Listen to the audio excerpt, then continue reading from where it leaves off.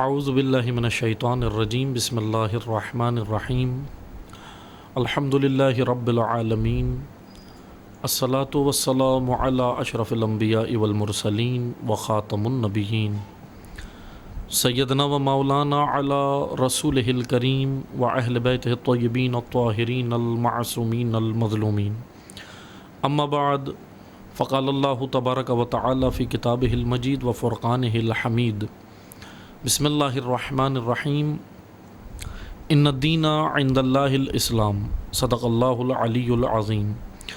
محترم سامعین کرام، السلام علیکم۔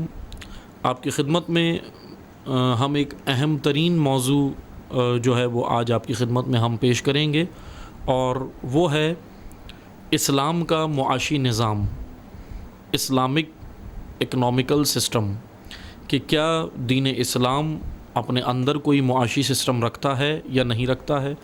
ہم اس کے اوپر گفتگو کریں گے، کیونکہ آج معاشرے کے اندر بہت سارے نظام موجود ہیں اکنامکس کے حوالے سے، لیکن دین اسلام کے ساتھ ایک المیہ یہ ہوا، یا دین اسلام کے ساتھ ایک یہ کہہ لیں کہ دین اسلام اتنا مظلوم دین رہا کہ 1400 سال پہلے جو ایک جامع اور کامل دین حضور نبی کریم صلی اللہ علیہ وآلہ وسلم کے قلب اطہر پر نازل ہوا، وہی دین جو جامع، کامل، غالب، قیم، مبین دین، جس کے بارے میں خداوند تبارک و تعالی نے قرآن کریم میں اس کی مختلف صفات ذکر کی، لیکن اسی دین کا ابلاغ، یہ کہہ لیں کہ ابلاغ میں کمی رہی، نہ کہ پیغمبر اکرم کی طرف سے، معاذ اللہ، نہ پیغمبر اکرم صلی اللہ علیہ وآلہ وسلم نے اور ان کے جو جانشین تھے 12 ائمہ اثنا عشر، انہوں نے ابلاغ مبین میں، ابلاغ دین میں کوئی کسر نہیں چھوڑی، بہترین طریقے سے دین اسلام کو پہنچایا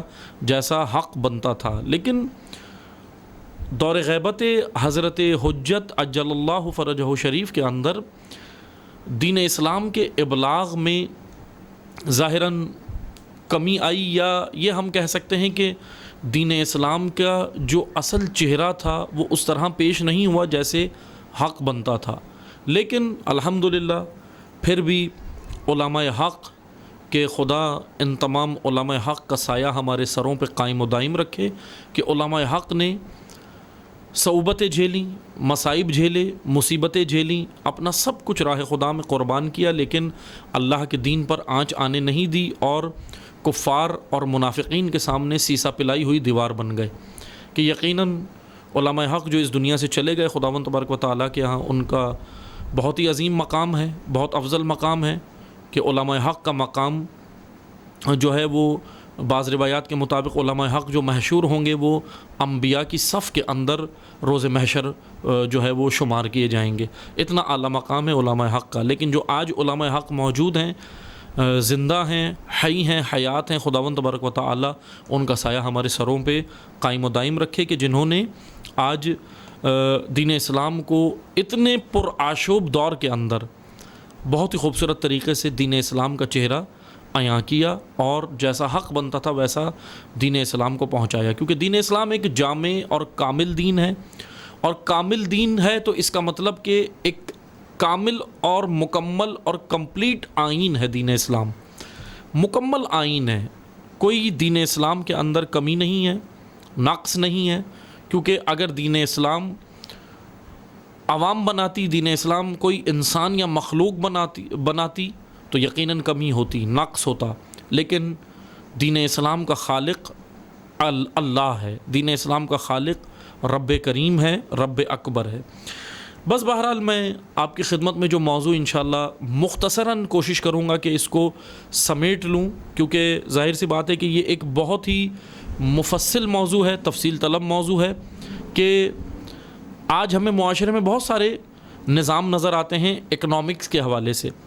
دین اسلام ایک جامع دین ہے، حکومتی سسٹم دین اسلام کے پاس اپنا موجود ہے، اور اس حکومتی نظام کو یا اس سسٹم کو قرآن کی نگاہ سے، روایات کی نگاہ سے ولایت کہتے ہیں۔ ولایت مکمل جامع نظام ہے اللہ کی جانب سے جو بشر کے لیے مقرر کیا گیا ہے۔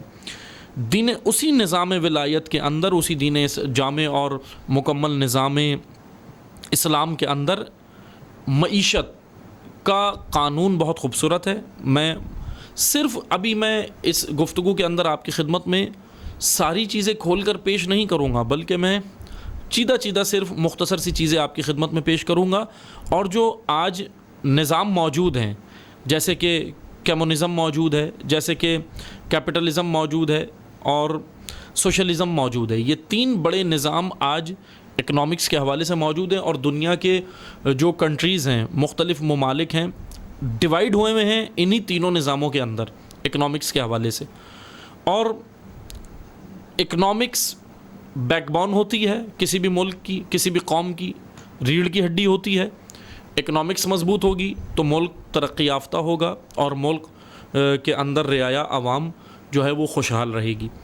3 بڑے نظام ہیں اس وقت جن کے اندر دنیا تقسیم ہوئی ہے اور بلاکس بنے ہوئے ہیں. کیپٹلزم، سوشلزم اور کمیونزم، یہ 3 نظام ہیں.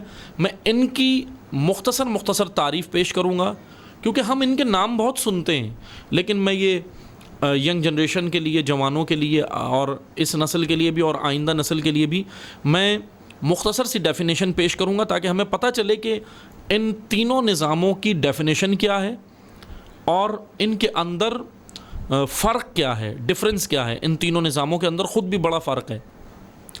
ان تینوں نظاموں کی میں پہلے آپ کی خدمت میں ڈیفینیشن پیش کروں گا، ان کے درمیان میں، تینوں کے درمیان میں فرق پیش کروں گا، ڈفرنس پیش کروں گا، اور پھر اس کے بعد میں آپ کی خدمت میں انہی تینوں نظام کے اندر جو نقائص ہوں گے اسی کو بھی ساتھ بیان کریں گے. ان کے نقائص کے اوپر بھی ہم جو ہے وہ تنقید کریں گے.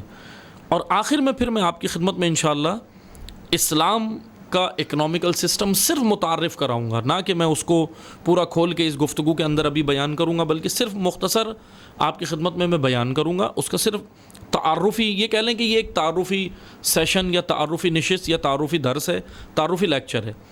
سب سے پہلے ہم جلدی سے اپنے موضوع پر آ جاتے ہیں تاکہ مختصر وقت میں آپ کو زیادہ سے زیادہ جو ہے وہ انفارمیشن، زیادہ سے زیادہ معلومات پہنچ سکے. اکنامکس کے حوالے سے ایک بڑا نظام جو اس وقت معاشرے کے اندر موجود ہے، مختلف طبقات، مختلف جو ہے وہ لوگ، یعنی اس وقت ہم کہیں کہ مسلم ممالک بھی انہی تینوں نظام کے اندر ڈیوائیڈ ہوئے ہیں، یا تو کمیونزم کا حصہ بنے ہوئے ہیں، یا سوشلزم کا، یا پھر کیپٹلزم کا.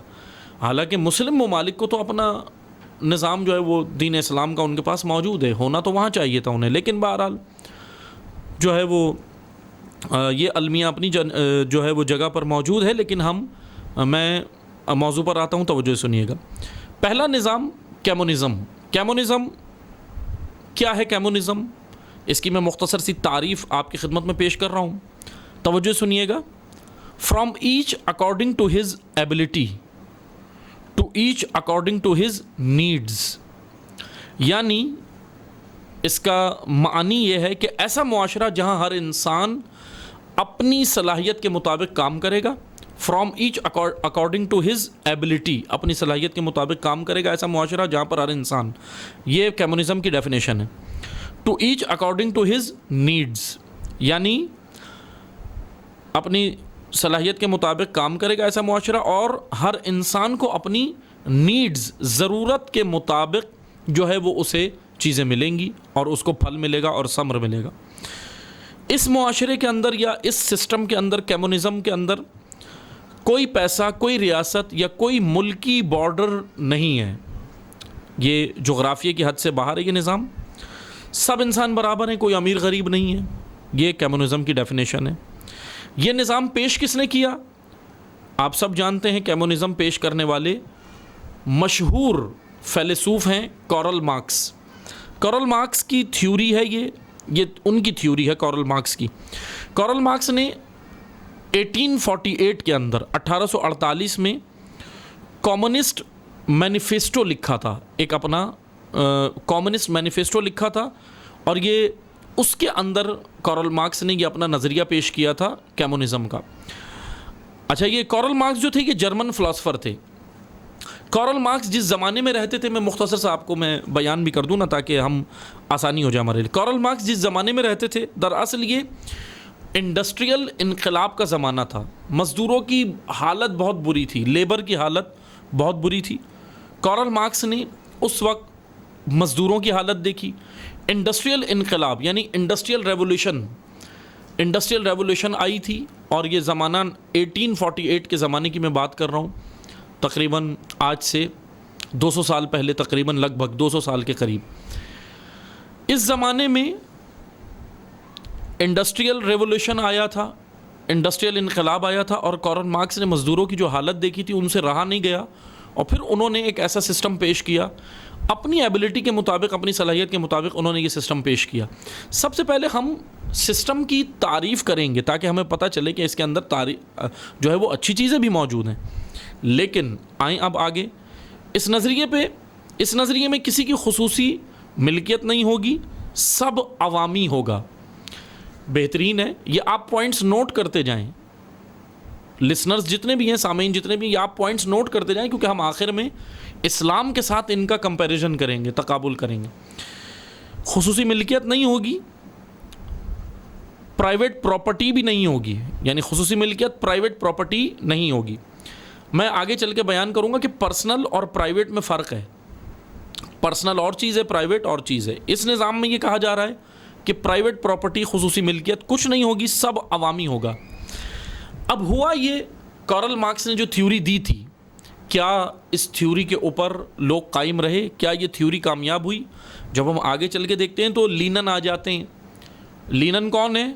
لینن وہ مشہور لیڈر ہیں کہ جو روس کے اندر، رشیا کے اندر کمیونسٹ کا انقلاب لے کر آئے۔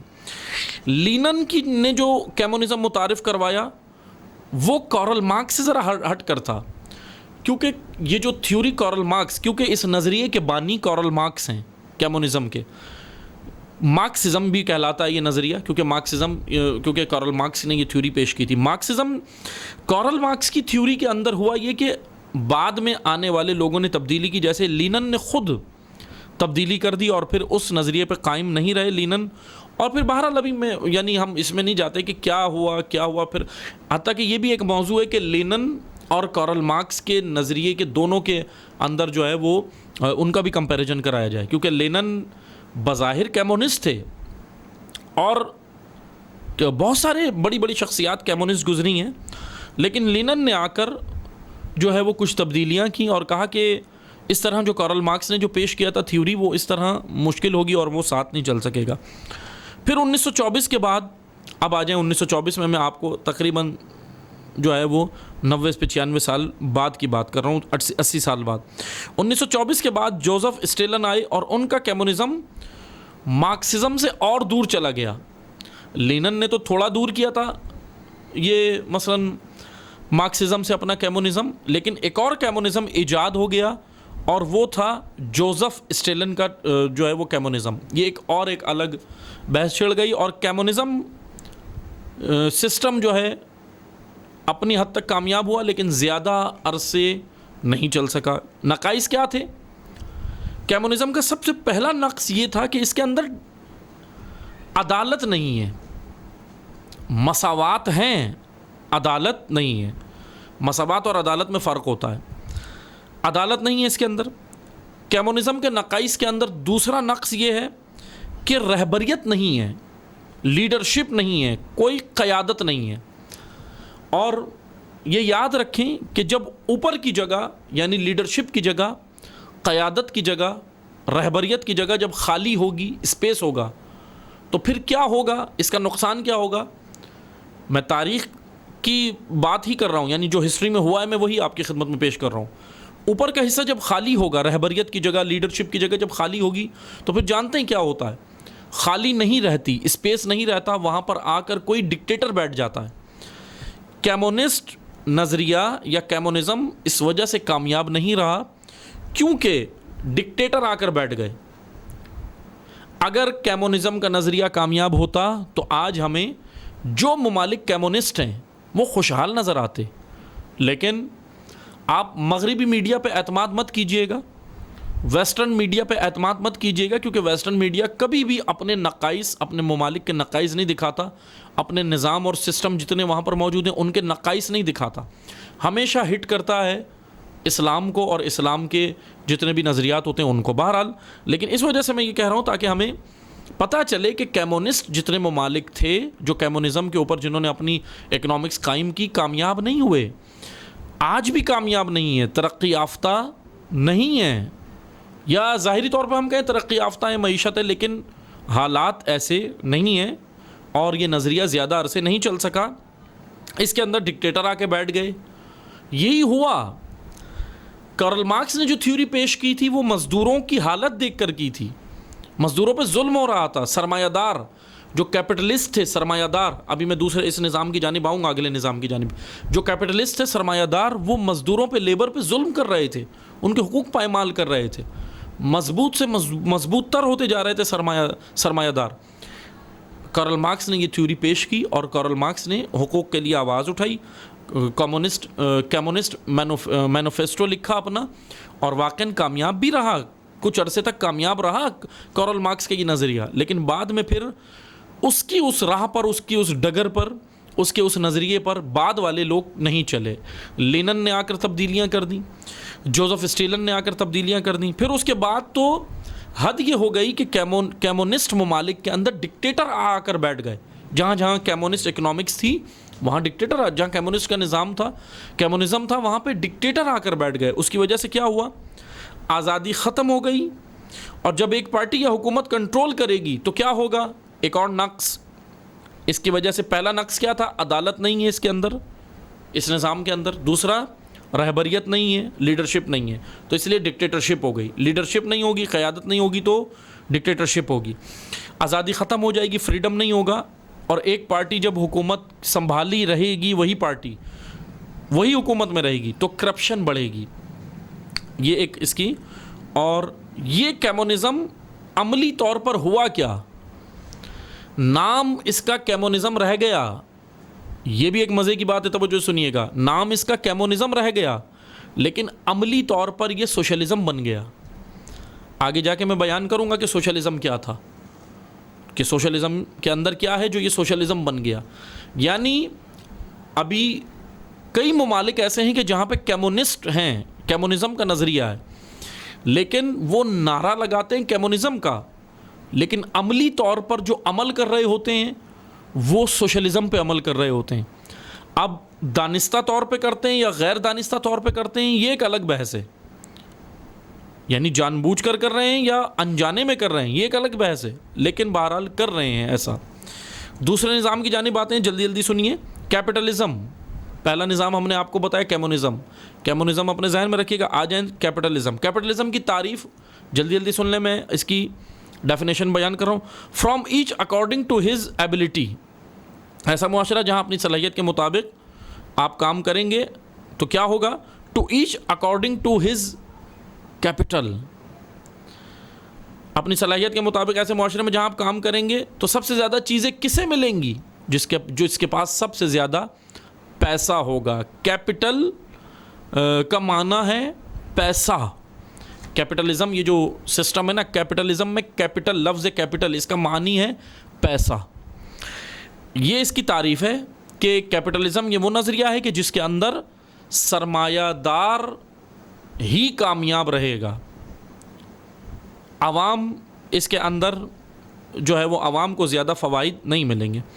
ایسا معاشرہ جہاں اپنی صلاحیت کے مطابق آپ کام کریں گے اور سب سے زیادہ جو ہے وہ فائدہ کس کو ہوگا؟ جس کے پاس زیادہ کیپٹل ہوگا، اکارڈنگ ٹو ہز کیپٹل، زیادہ پیسہ جس کے پاس ہوگا۔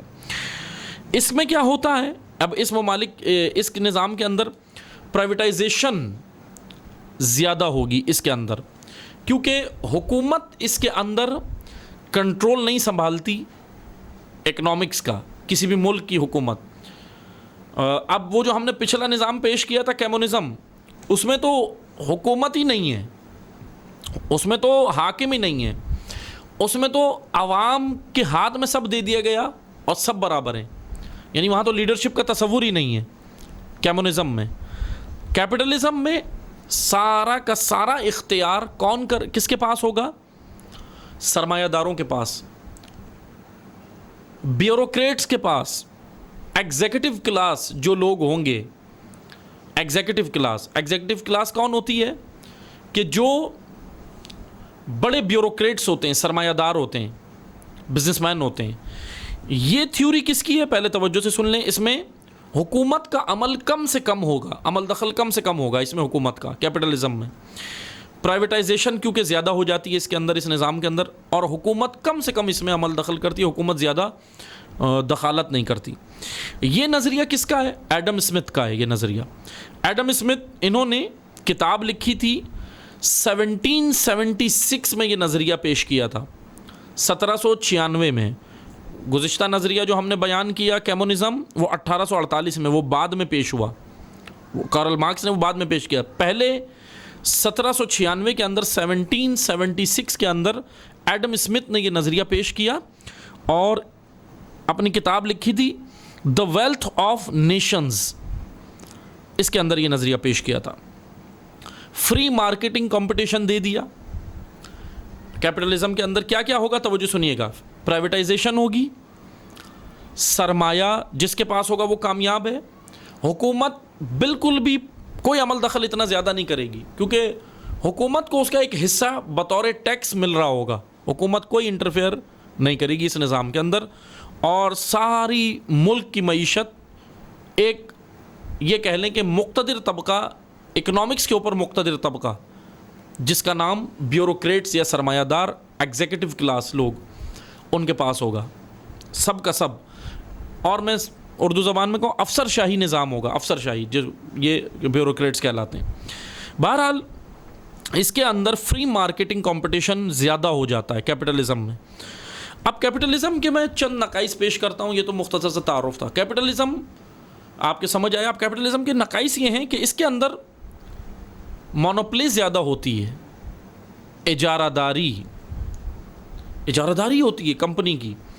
ایک کمپنی دوسری کمپنی کو اس کے اندر خرید سکتی ہے، اور یہ نظام اس کے اندر خریدتی ہے. ایک کمپنیاں دوسری کمپنیوں کو خریدتی ہیں، جیسا کہ ہوا بہت ساری کمپنیز آپ نے دیکھی ہیں کہ ایک کمپنی نے دوسری کو، موبائل لائنز ہوں، موبائل کی کمپنیز ہوں، یا دیگر گاڑیاں بنانے والی کمپنی ہوں، بڑی بڑی کمپنیز جتنی بھی ہیں، انڈسٹریز ہیں، ایک کمپنی دوسری کو خریدتی ہے.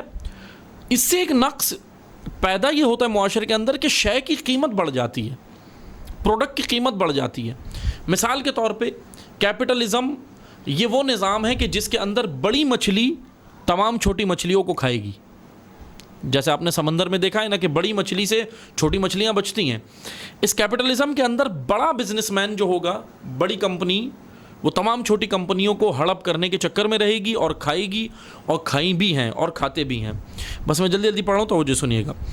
اس کے اندر ہوگا یہ کہ اگر چھوٹی کمپنی بڑی کمپنی کو مطلب چلی جاتی ہیں، گود میں چلی جاتی ہیں، تو ایک کمپنی کی اجارہ داری ہو جائے گی، اور وہی ایک بڑی کمپنی اپنی مرضی سے ریٹ معین کرے گی، کیونکہ حکومت تو اس میں پوچھنے والی ہے نہیں.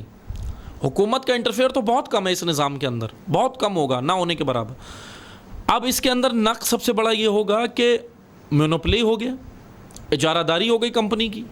اور کمپنی کی اجارہ داری یہ ہو گئی کہ اس کمپنی نے سب سے زیادہ وہ کرے گی یہ کہ ساری چھوٹی کمپنیوں کو لے لے گی اپنے شکم کے اندر، پیٹ کے اندر خرید لے گی، اور اب وہ اپنی مرضی کے ریٹ رکھے گی. شے کی قیمت بڑھ جائے گی، اور عوام کے درمیان میں شے کی رسائی مارکیٹ کے اندر کم ہوگی. شے جب کم ہوگی، کیونکہ ایک ہی کمپنی یہ سارے کام کر رہی ہوگی، تو پھر کیا ہوگا؟ شے آپ کو اسی کمپنی سے ملے گی پروڈکٹ. اب اس پروڈکٹ کے ریٹ بڑھے ہوئے ہوں گے، اور پھر عوام بھی مجبوراً اس کو لے رہی ہوگی، نا، کیونکہ عوام پھر کہاں جائیں گے؟ کیونکہ اس کے مقابل اور کسی کمپنی کے پاس فری ہینڈ نہیں ہے. تو پھر کیا ہوگا؟ پھر عوام تو جائے گی آگے، خریدنا پڑے گا، مہنگے داموں چیز کو لینا پڑے گا. یعنی اس نظام کا پہلا نقص یہ ہے کہ اس میں اجارہ داری ہے. دوسرا، اس میں امیر تر ہوگا، غریب تر ہو رہا ہے. اس کے اندر بیلنس نہیں ہے اس نظام کے اندر. امیر تر ہو رہا ہے، اوپر جا رہا ہے، اور غریب تر ہو رہا ہے. تیسرا، اس نظام کا جو بڑا نقص ہے وہ یہ ہے کہ ماحولیاتی تباہی بھی ہوگی اس نظام میں، کیپٹلزم میں ہو رہی ہے. مثال میں آپ کو دیتا ہوں کہ ڈائمنڈ بنانے والی چند کمپنیاں ہیں، یہ جانتے ہیں کیا کرتی ہیں؟ کیونکہ یہ کمپنیاں کیپٹلسٹ ہیں ان کے اونرز جو ہیں، ڈائمنڈ بنانے والی دنیا کی بڑی کمپنی ہے، یہ ممالک کے اندر جاتے ہیں، مختلف ممالک کے اندر، اور وہاں پر جنگلات کاٹتے ہیں، اور جنگلات کاٹنے کے بعد یہ اپنی فیکٹریز کو وہاں لگانا چاہتے ہیں، جیسا کہ بھارت کے اندر، انڈیا کے اندر یہ ہوا، لیکن بہرحال کامیاب نہیں ہوئے، کیونکہ وہاں کی حکومت نے بروقت حکومت نے تو بہرحال سمجھوتے کیے تھے، لیکن عوامی ری ایکشن آیا تھا یا دیگر لوگوں کا ری ایکشن آیا تھا کہ جس کی وجہ سے اپوزیشن کا ری ایکشن کہہ لیں، تو اس کی وجہ سے بہرحال یا بڑے اور مقتدر طبقے کا بھی جو ہے وہ پریشر تھا، جس کی وجہ سے حکومت نے وہاں یہ کام نہیں کیا، لیکن انڈیا کے اندر یہ کام ہونے جا رہا تھا بہرحال کہ جنگلات کاٹنے کے لیے کمپنیز وہاں پہنچ گئی تھی بہت ساری جگہوں پہ. اور اچھا جنگلات کاٹنے سے ہوگا کیا؟ یہ ڈائمنڈ کی فیکٹریاں وہاں لگانا چاہتے ہیں، تو اس میں بھائی حرج کیا ہے؟ لگا دیں، اچھی بات ہے. ڈائمنڈ کی فیکٹری لگے گی تو زیادہ اچھا نہیں ہے؟ جنگلات تو کسی کام کے نہیں ہیں ظاہری طور پہ ہماری نگاہ میں، لیکن عزیزان محترم توجہ سے سنیں، ڈائمنڈ کے لیے ماہرین یہ کہتے ہیں کہ ڈائمنڈ جنگلات کاٹ کے ہی نہیں بنائے جا سکتے کمپنیاں لگا کے، بلکہ ڈائمنڈ کے لیے اور بھی ذریعہ ہے. یہ جو ہوا کے اندر کاربن ڈائی آکسائڈ ہے، بعض ماہرین تو یہاں تک کہتے ہیں کہ کاربن ڈائی آکسائڈ کے ذریعے سے بھی ڈائمنڈ بن سکتے ہیں، یا وہ ڈائمنڈ کو تراشا بھی جا سکتا ہے اس گیس کے ذریعے سے، یہ ماہرین کے بقول. تو اس لیے ماحولیاتی تباہی اس سسٹم میں زیادہ ہوتی ہے، کیونکہ کمپنیز کی اجارہ داری ہوگی، کیپٹلسٹ کی اجارہ داری ہوگی، وہ جہاں چاہیں جب چاہیں ان زمینوں کے اوپر وہ کام کر سکتے ہیں. کبھی جنگلات کاٹیں گے، جنگلات کاٹنے سے آکسیجن کم ہوگی، فضاؤں میں آلودگیاں ہوں گی زیادہ، اور دمے کا مرض زیادہ پھیلے گا، مریض زیادہ ہوں گے، سانس کی بیماریاں اس ملک کے اندر پھیلیں گی، اس شہر کے اندر پھیلیں گی جہاں جو جنگلات کے قریب کا علاقہ ہوگا وہ متاثر ہوگا. اور دوسری چیز، جانور جو خدا کی مخلوق ہیں، اللہ تعالیٰ نے ان کا بھی ایک نظام رکھا ہے، ان کا بھی ایک سسٹم رکھا ہے، ان کا بھی ایک گھر رکھا ہے، وہ بھی متاثر ہوں گے. بہرحال یہ کمپنیز اجارہ داریاں ان کی اتنی بڑھ جاتی ہیں کہ یہ پھر جنگلات بھی اور ساری چیزوں کو جہاں یہ چاہیں اپنی فیکٹریاں لگانا شروع کر دیتے ہیں، صرف اپنے پروفٹ کی خاطر، یعنی صرف نفع کی خاطر. عوامی کیپٹلسٹ عوام کی کوئی سہولت نہیں دیکھتے، بالکل دور کر دیتے ہیں. یہ بہرحال اس کے اندر، جیسا کہ میں ایک اور آپ کو مثال دیتا ہوں کہ امریکہ میں اس وقت 34% ایک ریشو کے مطابق 34% 34% جوانان ینگسٹر موٹاپے کی تکلیف میں مبتلا ہیں امریکہ میں. وہی امریکہ جس کے ہم صبح شام درود پڑھتے ہیں، جہاں جانے کے لیے ہم تڑپتے ہیں، وہی امریکہ جس کو ہم بہت خوبصورت اور مطلب وہ مثلا ہم امریکہ کے جو قصیدے پڑھتے ہیں نا، جتنے ہم مثلا جو ہے وہ سپر پاور اس کو کہتے ہیں، وہی امریکہ کے اندر ایک ریشو یہ ہے کہ ماہرین کے مطابق کہ 34% 34% جوانان موٹاپے کی تکلیف میں مبتلا ہیں. کس وجہ سے موٹے ہوئے ہیں جانتے ہیں؟ فاسٹ فوڈ کی وجہ سے. ماہرین نے یہ ریسرچ کر کے بتایا، یہ جو موٹاپا ان کے اندر آیا، فاسٹ فوڈ اور شوگر کمپنیز. خود امریکہ کے ماہرین یہ کہتے ہیں کہ فاسٹ فوڈ اور شوگر کمپنیز کو فری ہینڈ دیا ہوا ہے، کیونکہ کیپٹلزم ہے وہاں پر، فری ہینڈ دیا ہوا ہے. اب وہ کیا کرتے ہیں؟ وہ ایک برگر کے ایڈ پر اتنا پیسہ لگا دیتے ہیں کہ انسان برگر لیے بغیر رہتا نہیں ہے. فاسٹ فوڈ کے اوپر وہ پیسہ خرچ کر رہے ہیں، اس کی تشہیر کے اوپر، اس کی ایڈورٹائزنگ کے اوپر، اور بہرحال یہ سارا کام چل رہا ہے. اس سے ہو کیا رہا ہے؟ فاسٹ فوڈ کا سب سے بڑا نقصان کیا ہے؟ موٹاپا. پھر موٹاپے سے کون سا مرض پھیلتا ہے؟ بہت سارے مرض ہوتے ہیں. ایک اور ریشو کے مطابق دنیا میں کینسر جیسے مرض میں امریکہ 5ویں نمبر پر ہے. کینسر جیسا مرض، اس میں امریکہ 5ویں نمبر پر. بہرحال یہ کیپٹلزم کے نقائص تھے. تیسرا نظام آ جائیں، یہ ہم نے ڈیٹیل سے بیان کیا. تیسرا نظام ہے سوشلزم. سوشلزم کی تعریف سنیں، میں جلدی جلدی عرض کر رہا ہوں. فرام ایچ، سوشلسٹ کہتے ہیں معاشرے کی خدمت کو. اس کا معنی پہلے سن لیں. سوشلزم یا سوشلسٹ کہتے ہیں معاشرے کی خدمت. From each according to his ability, اس کی ڈیفینیشن سنیں. ایسا معاشرہ جہاں سب اپنی صلاحیت کے مطابق کام کریں گے. To each according to his contribution, لیکن زیادہ چیزیں اسے ملیں گی جس کی کنٹریبیوشن، شراکت زیادہ ہوگی. زیادہ محنت پر زیادہ ملے گا. جو شراکت زیادہ کرے گا، کنٹریبیوشن زیادہ کرے گا. اور اس کے اندر بعض کا کہنا یہ ہے کہ اس کے اندر پرائیویٹ پراپرٹی ہی نہیں ہونی چاہیے. یہ نظام کہتا ہے پرائیویٹ پراپرٹی نہیں ہونی چاہیے، اور امیروں کو اخلاقی قدریں سکھائیں، ہیومن ویلیوز سکھائیں، مورالٹی سکھائیں، مورالٹی ویلیوز سکھائیں، تاکہ وہ غریبوں کو دیں، خود سے دیں. یہ نظام یہ کہتا ہے. بہرحال میں نے یہ مختصر سے آپ کی خدمت میں بیان کیا ہے کیپٹلزم، سوشلزم اور کمیونزم. میں یہاں پر گفتگو کو روک رہا ہوں کیونکہ اب جو ہمارا اگلا سیشن ہوگا اور آخری سیشن، اگلا اور آخری سیشن، کیونکہ ظاہر سی بات ہے گفتگو بہت طویل ہو گئی اور ویڈیو زیادہ لمبی ہو گئی. 3 نظاموں کی میں نے ڈیفینیشن اور ان کے نقائص بیان کیے ہیں. اب اگلا جو ہمارا سیشن ہوگا وہ ہوگا پورا کا پورا ہوگا اسلامک اکنامکس کے اوپر، کہ اسلام کی اکنامکس کیا ہے، اور انشاءاللہ ہم جلد حاضر ہوں گے اور اس موضوع کو تکمیل کریں گے. اگلی گفتگو میں ہم اسلام کا اکنامیکل سسٹم بیان کریں گے، اور وہ آخری گفتگو بھی ہوگی کیونکہ 2 ہی لیکچرز کے اندر ہم کوشش کریں گے کہ یہ موضوع کو کمپلیٹ کریں. جب تک اجازت چاہتے ہیں، والسلام علیکم ورحمۃ اللہ وبرکاتہ.